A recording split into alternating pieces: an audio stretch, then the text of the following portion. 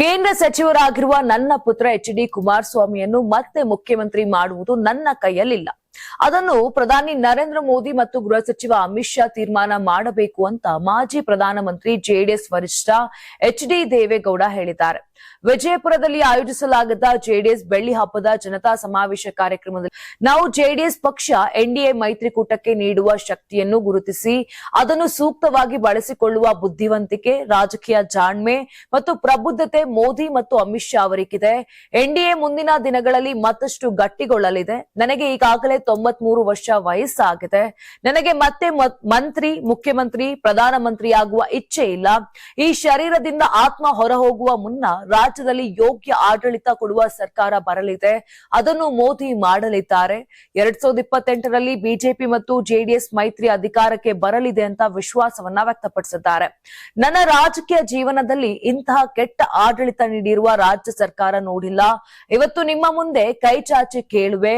ಪ್ರಾದೇಶಿಕ ಪಕ್ಷ ಜೆಡಿಎಸ್ ನ ಬೆಳೆಸಿ ಉಳಿಸಿ ಅಂತ ಮನವಿಯನ್ನ ಮಾಡಿದ್ರು. ಇನ್ನು ಆಲಮಟ್ಟಿ ಜಲಾಶಯದ ನಿರ್ಮಾಣದಲ್ಲಿ ನನ್ನ ಕೊಡುಗೆಯೂ ಇದೆ. ಕೃಷ್ಣಾ ನದಿ ನೀರನ್ನು ಕೊಡುವಲ್ಲಿ ಅಂದಿನ ಸರ್ಕಾರ ವಿಫಲವಾಗಿದ್ದವು.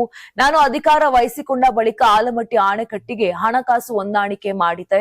ಇಲ್ಲಿನ ಜನರಿಗೆ ನೀರು ಸಿಗಬೇಕು ಎನ್ನುವ ಕಾರಣಕ್ಕಾಗಿ ಕೆಲಸ ಮಾಡಿದೆ ಎಂದು ಹಿಂದಿನ ನೆನಪುಗಳನ್ನ ಎಚ್ಡಿಡಿ ಮೆಲುಕು ಹಾಕಿದ್ದಾರೆ. Karnataka TV leader awards 2025 best MLA nomination ಹಳೆ ಮೈಸೂರು ವಿಭಾಗ ಡಾಕ್ಟರ್ ರಂಗನಾಥ್ ಕುಣಿಗಲ್ ಕ್ಷೇತ್ರ, ಸುರೇಶ್ ಗೌಡ ತುಮಕೂರು ಗ್ರಾಮಾಂತರ ಕ್ಷೇತ್ರ, ಸಿಎನ್ ಬಾಲಕೃಷ್ಣ ಶ್ರವಣಬೆಳಗೊಳ ಕ್ಷೇತ್ರ, ಗಣಿಗ ರವಿಕುಮಾರ್ ಮಂಡ್ಯ ಕ್ಷೇತ್ರ, ದರ್ಶನ್ ಪುಟ್ಟಣಯ್ಯ ಮೇಲುಕೋಟೆ ಕ್ಷೇತ್ರ, ಡಿ ರವಿಶಂಕರ್ ಕೆಆರ್ ನಗರ ಕ್ಷೇತ್ರ, ಕೆಎಚ್ ಪುಟ್ಟಸ್ವಾಮಿಗೌಡ ಗೌರಿಬಿದನೂರು ಕ್ಷೇತ್ರ, ಸಿಮೆಂಟ್ ಮಂಜುನಾಥ್ ಸಕಲೇಶ್ಪುರ ಕ್ಷೇತ್ರ, ಮಂತರ್ ಗೌಡ ಮಡಿಕೇರಿ ಕ್ಷೇತ್ರ, ಜಿಡಿ ಹರೀಶ್ ಗೌಡ ಹುಣಸೂರು ಕ್ಷೇತ್ರ, ಸಮೃದ್ಧಿ ಮಂಜುನಾಥ್ ಮುಳಬಾಗಿಲು ಕ್ಷೇತ್ರ, ಪ್ರದೀಪ್ ಈಶ್ವರ್ ಚಿಕ್ಕಬಳ್ಳಾಪುರ ಕ್ಷೇತ್ರ.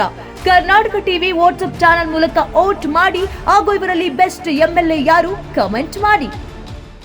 ನೀವು ಸಣ್ಣ ಆಗ್ಬೇಕಲ್ವಾ? ಅದು ಒಂದು ಉತ್ತಮ ಆಹಾರದಿಂದ ಸಣ್ಣ ಆಗ್ಬೇಕಲ್ವಾ? ಪ್ರತಿದಿನ ನಮ್ಮ ಜೀನಿ ಸ್ಲಿಮ್ ನ ಯೂಸ್ ಮಾಡಿ ಯಾವುದೇ ಸೈಡ್ ಎಫೆಕ್ಟ್ ಇಲ್ದಂಗೆ ನೀವು ಸಣ್ಣ ಆಗ್ತೀರಾ.